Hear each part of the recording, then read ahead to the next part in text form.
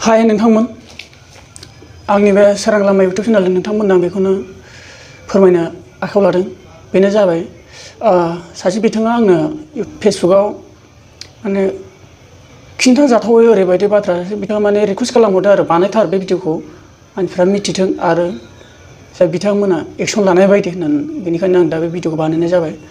नोंथांमोननि गेजेरजों बे भिडिअखौ फोरमायनानै नोंथांमोना एक्सन लाबानो जाबाय। माब्रै होनोब्ला एकदम बुंथाव जाया, माने ओरैबायदि आरो माने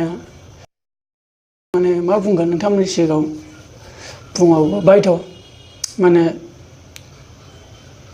हौवानि आथोननि नाम मुं लानानै माने फेसबुकआव प्रफाइलनि नाम दोननाय आरो हिन्जाव माहारिफोरनि आथोननि मुं लानानै माने प्रफाइलाव नाम दोननाय, माने फेसबुकआव जोंनि बर'नि आरोना बेफोरबायदि नाम दोनदों आरो प्रफाइलाव।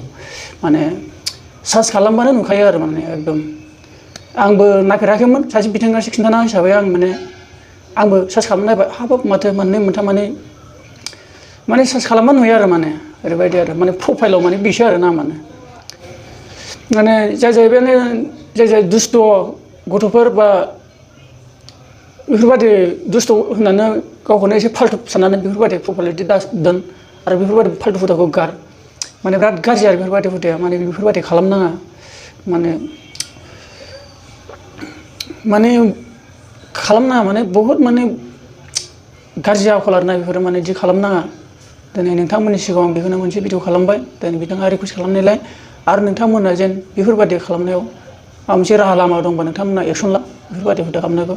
आरो दाखालिबावै आं मोनसे फाग्ला पस्ट मोनसे मोनदोंमोन, बेखौबो आं एसे नटिस होनाय जादोंमोन। आं बेखौनो खावलायो जे नोंथांमोन आरो इयुनाव बेफोरबायदि आरो गाज्रि हुदाखौ दामावसै। जों बयबो मोजां जानो नाजानांगौ, बेफोरबायदि गाज्रिखौ दा सोलों। माने बेफोरबायदि बयबो नुयो बेफोरबायदि नाम खालामनायखौ, बिदि दा खालामसै। बयबो मोजां आखलखौ नोंथां गावनिनो फेसबुक, जुदि गावनि मबाइलाव गाव फेसबुक खुलिदोंबा नोंनि मुंखौनो दोन। मा बेफोरबायदि गाज्रि हुदा नाम दोननाय आरो गावनि फट'खौ दोनना लाबाय, सोरबा सिख्लानि फट' दोननाय, सोरबा फिल्मनि एक्ट्रिसनि फट' दोननाय, बेफोर हुदाखौबो गार। नों जुदि फेसबुक सालायनो लुबैदोंबा नोंनि प्रफाइलाव नोंनि पिक्सारखौ दोन, मालायनिखौ मानो दोननांगौ? बेबायदि दाखालाम। गावखौ सिनायजानो लुबैदों, बा मोनसे रां खामायनो लुबैदोंबा गावनि प्रफाइलाव दोन आरो मोजाङै इउज खालाम। मानो बेफोरबायदि गाज्रि मुं दोननाय, मानो पिक्सार प्रफाइल नाम दोननाय, बेफोरबायदि खालामनाङा।